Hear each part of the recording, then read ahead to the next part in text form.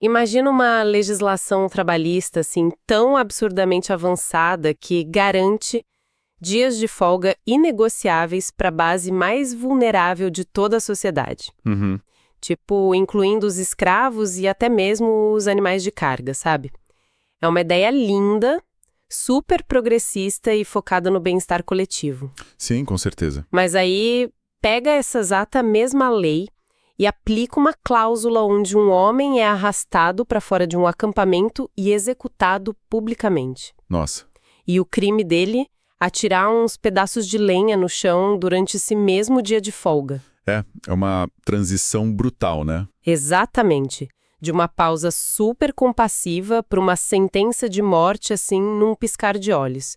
Isso é um dos maiores paradoxos da história antiga. E é exatamente isso que a gente vai tentar desvendar na nossa conversa de hoje. Então, sejam muito bem-vindos a mais um mergulho profundo nas nossas fontes. É um prazer enorme iniciar mais essa exploração. E olha, esse contraste que acabou de ser levantado, ele é basicamente o coração do nosso material de hoje. Pois é, eu fiquei super curiosa. Hoje a gente vai analisar um manuscrito teológico bem denso. Ele se chama O Sábado, uma lei transitória aperfeiçoada por Cristo. Escrito pelo irmão Marcelo Oliveira, certo? Isso mesmo. A autoria é do irmão Marcelo Oliveira. E o fascinante desse texto, para quem está acompanhando a gente, não é só o compilado de eventos históricos. É, na verdade, a lógica bem mecânica que o autor tenta estabelecer para explicar como uma regra supostamente divina viajou de um extremo ao outro. E a nossa missão hoje é justamente destrinchar essa arquitetura de pensamento, claro, lembrando sempre para quem nos ouve que a gente não está aqui para endossar visões teológicas ou, sei lá, tomar partido. Exato. Nosso papel é puramente investigativo. Isso, a gente só quer entender como o argumento foi montado. E o autor usa uma lente bem específica para analisar tudo isso, que ele batiza de visão triunfanista. A famosa visão triunfanista. Mas antes da gente pular de cabeça na cronologia dos fatos, me tira uma dúvida. O que exatamente é essa lente? Porque a mente de quem nos escuta agora provavelmente está precisando de um contexto para essa nomenclatura um pouco complexa. Ah, sem dúvida. É melhor a gente esclarecer isso logo de cara. Em termos bem simples, essa visão triunfanista que o texto propõe, ela funciona como um filtro, sabe? Tá, um filtro. Como assim? Ela observa a relação do divino com a humanidade, mas dividida em diferentes fases, ou, como ele chama, manifestações de alianças. Ah, entendi. Fases diferentes. Exato. O argumento central dessa visão é que Deus lida com a humanidade de maneiras totalmente diferentes dependendo do momento histórico. E, claro, do nível de maturidade espiritual daquele grupo específico de pessoas. Faz todo sentido. Então, para entender uma lei, segundo o manuscrito, não basta você simplesmente ler a regra. Você tem a obrigação de entender em qual fase da história ela foi aplicada. E isso, teoricamente, impede que a gente confunda uma regra temporária de adaptação social com um princípio moral eterno. Nossa, isso é crucial para não misturar as coisas, né? Senão vira uma bagunça interpretativa. Vira um caos. E o manuscrito do irmão Marcelo Oliveira começa justamente aplicando essa lente lá no Marco Zero. Lá no princípio de tudo. Exatamente. Para entender essas contradições do dia de descanso, o autor puxa a gente lá para um momento em que a humanidade sequer tinha uma rotina de trabalho. O conceito do sábado, segundo a fonte, não começou com um grupo de pessoas no deserto. Começou com o próprio universo, lá no livro de Gênesis. Capítulos 2, versículos 2 e 3, para ser mais exato. Isso. E a fonte tenta desconstruir uma imagem que é muito clássica no imaginário popular. Aquela ideia de que Deus criou o mundo inteiro em 6 dias e no 7º sentou numa nuvem, completamente exausto, precisando recuperar o fôlego. Pois é, e a ideia de um ser onipotente precisando de uma pausa por esgotamento físico é um problema lógico imenso, né? É algo que muitas traduções acabam gerando sem querer por falta de contexto. É verdade, fica parecendo que acabou a bateria, né? Exatamente. Mas a análise do manuscrito argumenta que o texto original não sugere cansaço em momento nenhum. O que ocorre ali, segundo a visão teofonista, é a criação de um intervalo no tempo. Um intervalo no tempo. Isso. É o exato momento em que cessa a obra feita de forma direta. Ou seja, aquela criação a partir do nada, sem usar matéria-prima pré-existente. Então o descanso ali não é uma falha de energia ou fadiga. É a inauguração de uma pausa que é totalmente intencional. Sabe que, lendo essa parte das nossas fontes, isso me lembrou muito o processo de criação artística. Ah, como assim? Pensa num mestre da pintura, um gênio finalizando uma obra monumental na tela. Tô visualizando. O que acontece logo depois da última pincelada que ele dá? Ele não desmaia no chão do ateliê de cansaço. Exato, ele não cai no chão, ele dá um passo para trás. Ah, perfeito. Ele dá um passo para trás para observar. O que o documento sugere, e que eu achei fascinante, é que essa pausa é muito mais um momento de contemplação da própria obra do que uma necessidade física real. É uma ótima analogia. Mas, assim, isso também me levanta uma dúvida genuína. Se o Criador é de fato onipotente e autossuficiente, por que ele precisaria formalizar, abençoar e santificar esse intervalo?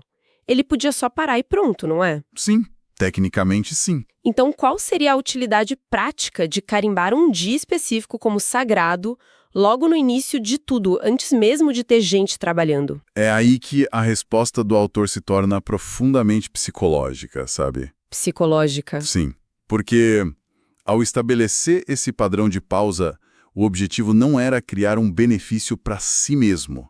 A ideia era criar um antídoto para a humanidade que viria logo depois. Um antídoto preventivo, então. Aponta que o foco central dessa pausa era forçar um espaço inescapável para a mente humana.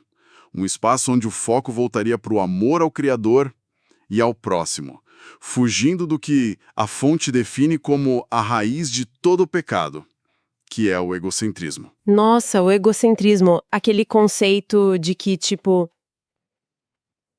se a gente nunca para de produzir, a gente inevitavelmente começa a acreditar que somos o centro absoluto do universo. Perfeitamente. E a gente começa a achar que o mundo gira exclusivamente por causa da força dos nossos próprios braços, né? A lógica do autor aí é brilhante, porque a pausa ininterrupta quebra completamente essa ilusão de autossuficiência. Quando o trabalho braçal cessa, a pessoa é meio que forçada a olhar para cima e para os lados. Ela tem que reconhecer que a vida é sustentada por algo que vai muito além do próprio esforço. Faz muito sentido no nível filosófico. Só que uma coisa é falar de afastar o egocentrismo filosoficamente lá no conforto do Jardim do Éden, né? Com certeza. A teoria é bonita. Outra coisa bem diferente é ver como isso colidiu com a civilização humana prática, com as sociedades antigas. E é aqui que a transição do texto me deixou assim, muito impressionada, porque a gente pula direto para Êxodo 20, quando esse padrão do Éden vira uma lei escrita por uma comunidade real. E a lista de quem tinha direito a essa folga é realmente chocante para o contexto da época. Muito chocante, porque não era um retiro espiritual de luxo só para a elite ou para os líderes religiosos descansarem. Pelo contrário, a fonte mostra que Êxodo 20 inclui, de forma totalmente expressa e garantida por lei, as mulheres, os estrangeiros residentes, os servos e até os animais. É um nível de inclusão assustador para a antiguidade. Para nossa audiência compreender a magnitude disso, a gente precisa tentar visualizar o que era a vida numa sociedade agrária antiga. O normal daquela época era tratar o ser humano das classes mais baixas como puro maquinário. Literalmente peças de reposição. Sim, a força motriz da economia era 100% muscular. Então, se alguém possuía um escravo, esse escravo trabalhava do nascer ao pôr do sol sem parar, até o corpo simplesmente ceder e quebrar. Não existiam sindicatos, né? Zero sindicatos, não existia conceito de final de semana. E aí, de forma muito subversiva, surge um mandamento supostamente divino que força o dono da terra a abrir mão de quase 15% da sua força produtiva toda semana. 15% é muita coisa. É um absurdo econômico para eles. Ordenar que um boi e um servo parem de trabalhar era visto por qualquer proprietário de terras das nações vizinhas como um suicídio econômico. Era uma inversão total da hierarquia natural deles. Nossa. O manuscrito do irmão Oliveira destaca bastante isso, que essa lei demonstra um compromisso radical e inegociável com o bem-estar coletivo e com a justiça social. É basicamente um mecanismo legal contra a ganância ilimitada do ser humano. Exato. E tem um detalhe temporal crucial que o autor traz lá do livro de Deuteronômio. Mais adiante na história desse povo, esse mesmo dia de descanso ganha uma camada extra, uma justificativa adicional. Ele se torna um memorial da libertação da escravidão no Egito. Ah, então o motivo muda um pouco. A lógica muda. Sai do descanse porque Deus descansou na criação e passa a ser descanse e deixe os seus servos descansarem porque um dia o seu próprio povo foi escravo lá no Egito e não tinha nenhum direito a isso. Caramba! É empatia injetada à força na legislação. É como dizer, olha, não repitam o ciclo de opressão que destruiu os antepassados de vocês. E tudo isso corrobora muito com uma outra passagem que a fonte cita, que é lá do Evangelho de João. Onde Jesus diz... Meu pai trabalha até agora. Essa mesma. Que, à primeira vista, parece totalmente contradizer a ideia do descanso lá de Gênesis que a gente estava falando, né? Parece, né? Mas o autor usa essa citação justamente para amarrar aquele conceito da visão triunfanista. Como assim? Esse trabalho contínuo que Jesus menciona, segundo a análise, se refere à preservação ativa do universo. Ou seja, Deus cessou a criação de novas matérias-primas, mas ele trabalha incessantemente na manutenção de toda a dimensão física. Para que as coisas continuem existindo. Sim, para que a humanidade não apenas exista, mas para que ela possa, paradoxalmente, ter o imenso privilégio físico e espiritual de poder descansar. Então, o sábado, sob essa ótica, é um presente constante garantido pelo trabalho invisível e contínuo do Criador. Olha, toda essa primeira metade do documento pinta um quadro lindíssimo. É um sistema super bem desenhado para proteger o oprimido, promover a saúde e quebrar aquele egoísmo todo. Mas... Aí vem o mas. Sempre tem um mas, né? A gente precisa encarar a virada sombria do texto. Aquele paradoxo que a gente mencionou na introdução. Como é que uma lei de justiça social e pura empatia se metamorfoseia num instrumento de terror estatal? Essa é a grande tensão do manuscrito. Porque a fonte leva a gente para o deserto, no livro de Números, capítulo 15. E o relato ali dá um nó na mente de qualquer pessoa que para pensar um pouco. É com certeza um momento de maior tensão jurídica e moral na análise bíblica do autor. É o famoso caso do homem que foi apanhado colhendo lenha no dia de sábado. Exatamente. Vamos visualizar a cena? O sujeito sai da tenda dele para pegar uns pedaços de madeira, uma coisa básica, provavelmente para fazer um fogo, sobreviver no frio do deserto à noite. E a punição para isso, que segundo o texto foi ordenada por Deus àquela comunidade, é o apedrejamento até a morte por toda a congregação. Todo mundo atirando pedra no cara.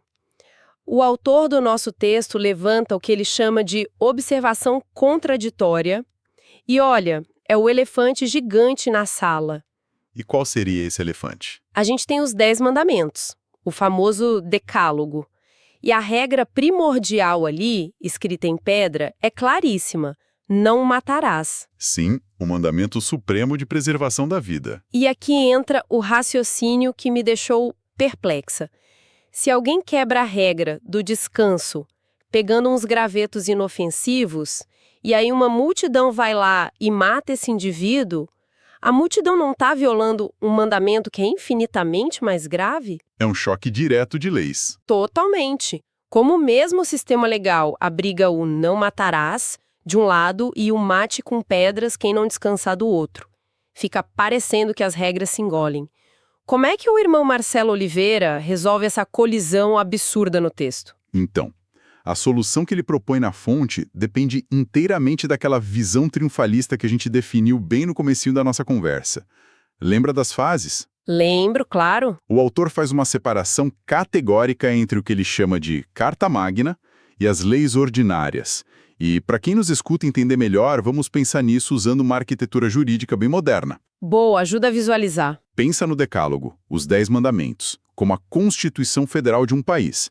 A Constituição contém os princípios que são eternos, absolutos e intocáveis, como o direito à vida, o não matarás. Certo, a base imutável de tudo. Já o restante daquelas leis específicas dadas a Moisés no deserto, elas funcionariam apenas como decretos municipais ou medidas provisórias de emergência. O que o documento explica é que a lei mosaica, incluindo essas punições extremas, foi um processo legislativo permissivo. Permissivo.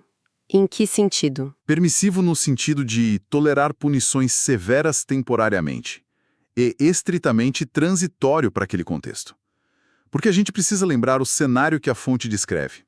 Aquilo não era uma civilização estabelecida com cidades e tribunais. Eram nômades, né? Exato. Era um grupo enorme de ex-escravos recém-libertos, vagando por um ambiente altamente hostil, tentando formar uma identidade nacional do zero absoluto. Literalmente uma nação sendo incubada em condições de sobrevivência extrema. Perfeito. E nesse cenário específico, segundo o Êxodo 31, o sábado deixou de ser apenas um simples descanso social e foi elevado ao status de sinal da aliança entre a divindade e Israel. Era como o pacto de lealdade da nação, a assinatura no contrato. Ah, então muda o peso da infração. Exatamente. Portanto, colher lenha no sábado não era interpretado pela lei ordinária daquela época como um simples trabalho extra no final de semana. Não era fazer hora extra. Não, era visto como um ato de rebelião deliberada, um motim, uma quebra de tratado que ameaçava a coesão, a segurança e a sobrevivência espiritual de toda a comunidade no deserto. Era tratado como alta traição e, para aquela sociedade em formação, a lei transitória permitia a pena máxima para conter a corrupção do grupo e não deixar a anarquia tomar conta. Nossa! Isso lança uma luz totalmente nova para o episódio. A punição não era sobre a madeira de jeito nenhum, era sobre a quebra pública da ordem fundamental da aliança deles. Exato, era sobre o simbolismo da rebeldia. Mas mesmo assim, convenhamos, manter uma tensão estrutural tão imensa num sistema, sabe? Ter uma constituição de pura vida coexistindo com um decreto tão fácil de gerar morte, isso cria um sistema legal, rígido até demais. É como construir uma represa gigantesca. Uma hora ou outra, a pressão vai ser tanta que a água vai encontrar as fissuras na parede. E a história prova que encontrou, né? Encontrou. E a parte mais reveladora da nossa análise hoje é constatar quem eram as pessoas que mais se aproveitavam dessas fissuras para não cumprir a regra. E, ironicamente, o manuscrito aponta para o grupo que deveria ser o mais impecável e purista de todos: os próprios sacerdotes. Pois é. Testamento, ali no Evangelho de Mateus, capítulo 12, o autor analisa a fundo o que eu gosto de chamar de a brecha sacerdotal. É impressionante ler sobre a logística do templo em Jerusalém. Porque enquanto o cidadão comum corria risco de morte se catasse graveto, os sacerdotes passavam o sábado matando dezenas de touros. Um trabalho pesadíssimo. Muito. Eles carregavam carcaças super pesadas, acendiam fogueiras monumentais para queimar os sacrifícios, ficavam esfregando e limpando o sangue do chão o dia todo. Era um trabalho braçal absolutamente extenuante. O verdadeiro oposto do que seria um intervalo de tempo para contemplação. Sem dúvida alguma. E, no entanto, a lei os considerava isentos de qualquer culpa. Como é que a fonte justifica esse malabarismo legal e burocrático? A justificativa mecânica da época era que o trabalho do templo era necessário para manter a aliança com Deus ativa perante a nação. Ou seja, a urgência e o propósito do trabalho sacerdotal simplesmente se sobrepunham à restrição ritual do sábado. O ritual menor cedia lugar à necessidade maior. Isso mesmo. E o fascinante é que é exatamente essa brecha lógica da lei ordinária que Jesus utiliza de forma magistral lá em Mateus 12. A narrativa descreve que os discípulos dele estavam colhendo umas espigas de trigo para comer num dia de sábado, puramente porque estavam com fome. Eles estavam só tentando não passar fome, né? Sim. Mas a liderança religiosa da época, os guardiões superpuristas dos decretos antigos, imediatamente acusam os discípulos de violarem a lei de Moisés. E a defesa de Jesus, detalhada no texto do irmão Marcelo Oliveira, é um verdadeiro golpe de mestre argumentativo, porque ele não pede desculpas pelo que os discípulos fizeram. Nem um pouco. Ele vai para o ataque retórico. Ele aponta diretamente para a instituição do templo e basicamente diz: olha só, vocês trabalham pesado aqui todo santo sábado, suam a camisa e não há pecado nenhum nisso, porque tem algo muito maior acontecendo. Ele escancara a hipocrisia de um sistema que virou um labirinto burocrático e cego. Um sistema onde a regra pela regra se descolou completamente daquele objetivo original de promover empatia que a gente viu lá no Gênesis. O que culmina numa das frases mais famosas do Novo Testamento, lá em Marcos 2. O autor considera esse verso como o eixo central de transição para a nova aliança. E qual é a frase? Quando Jesus afirma com todas as letras, o sábado foi feito por causa do homem, e não o homem por causa do sábado. É poderoso demais. Em uma única frase, simples, ele recoloca todas as coisas no devido lugar. A ferramenta nunca pode ser mais importante que a obra. A pausa, lá no Éden, foi criada para servir, curar e aliviar a humanidade, e não para escravizar todo mundo sob a ameaça de um apedrejamento público. Essa declaração desmonta, assim, séculos de jurisprudência punitiva só com puro e simples bom senso. Mas a conclusão do manuscrito vai além desse debate verbal. O título do texto cita expressamente uma lei transitória aperfeiçoada por Cristo. E essa palavra aperfeiçoada é chave. Sim, como exatamente ocorre esse aperfeiçoamento na prática, para a mente de quem está acompanhando a gente? O documento sugere que a regra do descanso foi simplesmente abolida e focar nisso não importa mais nada. A fonte não diz que foi apagada. O autor enfatiza que o aperfeiçoamento não é uma destruição leviana das leis divinas, mas sim uma evolução cirúrgica. E ele baseia isso muito forte nas cartas do apóstolo Paulo aos Colossenses e também na carta aos Hebreus. Tá, e qual é o argumento dessas cartas? O argumento é que Jesus anulou apenas o tal decreto municipal, aquela lei ordinária lá do deserto que gerava a punição brutal e a morte para quem pegava lenha. Ele revogou o aspecto ritualístico compulsório do velho pacto. Então o sábado deixa de ser uma imposição jurídica, com o vigia comunitário te julgando. E vira o quê? Se transforma em uma questão puramente de liberdade de consciência cristã. A repressão legal cede espaço para liberdade de escolha. A repressão é substituída pela liberdade. E até muito mais do que isso. Porque o texto afirma que na nova aliança proposta pela visão triunfanista, o próprio Cristo se torna o verdadeiro descanso. A pausa ritualística, fechada em um dia específico do calendário, perde a obrigatoriedade estrita, porque o repouso passa a ser uma realidade espiritual contínua. Um estado de espírito, digamos assim. E isso é um convite para uma comunhão diária. O descanso verdadeiro não é mais bater ponto no calendário, é ter uma postura de confiança frente à obra que já foi redimida. Isso liberta o ser humano da necessidade ansiosa de tentar produzir a própria salvação através do excesso de rituais e trabalho. Nossa, isso é uma mudança tectônica de paradigma para a época. A gente sai de uma execução sangrenta no deserto por causa de gravetos para um estado elevado de repouso consciencial e, sabe, ao absorver toda essa jornada cronológica desse manuscrito, do início lá no Gênesis até o desenlace na Nova Aliança, fica impossível para mim não traçar um paralelo bem prático com o que todo mundo vive hoje. Ah, eu sei bem onde você vai chegar com isso. Porque no final das contas, as armadilhas de não saber descansar ainda assombram a gente o tempo todo. A natureza humana tem uma facilidade incrível e trágica para transformar as melhores bênçãos em fardos superpesados, independentemente do milênio em que a gente vive, né? Exatamente o que a gente presencia nessa nossa era atual. A palavra do momento no mundo corporativo, nas redes sociais, é o famoso burnout.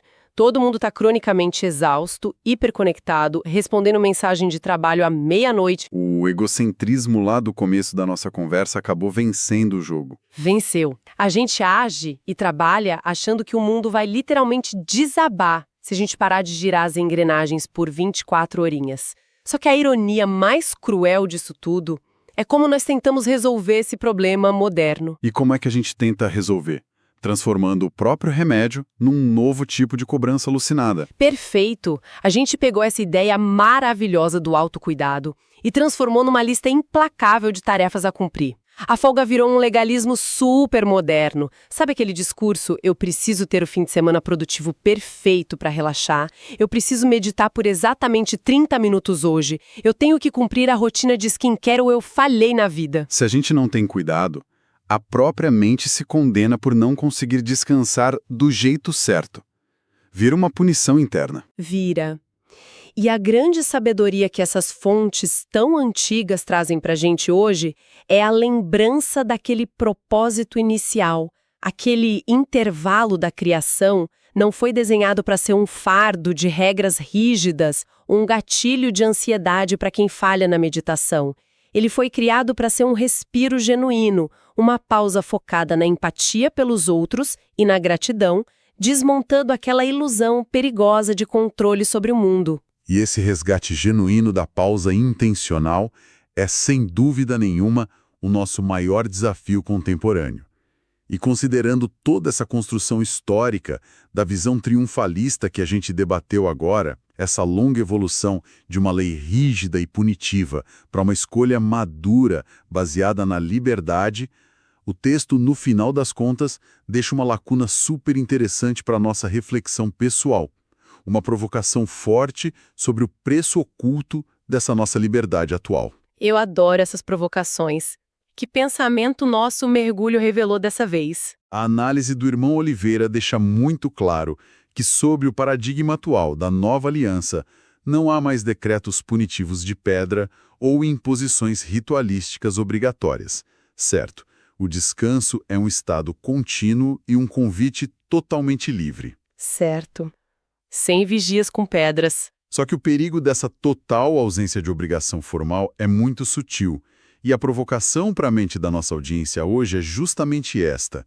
Será que a nossa compreensão tão moderna de liberdade cristã não está sendo usada só como um álibi perfeitamente disfarçado para a gente simplesmente não parar nunca mais? Uau, isso é profundo. Pois é, quando não existe mais o peso social de uma regra nos obrigando a soltar as ferramentas de trabalho, será que a gente já possui de fato a maturidade necessária para pausar por vontade própria? É um teste de maturidade, no fim das contas. É fundamental a gente refletir se, em nome de termos superado aquela letra fria e dura da lei antiga, nós não acabamos abandonando completamente a arte vital de dar aquele tão necessário passo para trás. Porque se a gente não para mais para admirar a tela pronta, o egocentrismo já tomou o controle da nossa vida novamente. Olha, é uma armadilha fascinante. A liberdade mal administrada que devolve a gente sem a gente nem perceber, direto para aquela escravidão da exaustão constante lá do Egito. E essa é uma reflexão vital, não só para a teologia, mas para a saúde da nossa mente e da nossa alma no dia a dia. E ela amarra de uma forma fantástica tudo que a gente destrinchou hoje aqui. Foi uma jornada em tanto passar por todas essas eras e conceitos, com certeza. E essa foi a nossa exploração pelas complexidades do manuscrito do irmão Marcelo Oliveira, focando nessa história milenar da nossa necessidade tão inata e humana de simplesmente parar. Fica aqui o nosso muito obrigada pela companhia de todo mundo que acompanhou a nossa conversa até o fim. É sempre excelente ter audiência com a gente nesses assuntos tão profundos. Continuem sempre dissecando a história por trás do que parece ser simples na superfície. Questionem as lógicas aparentes que regem as regras e, acima de tudo, encontrem sempre um espaço para dar aquele passo para trás na sua própria obra. Um grande abraço a todos e até a nossa próxima exploração.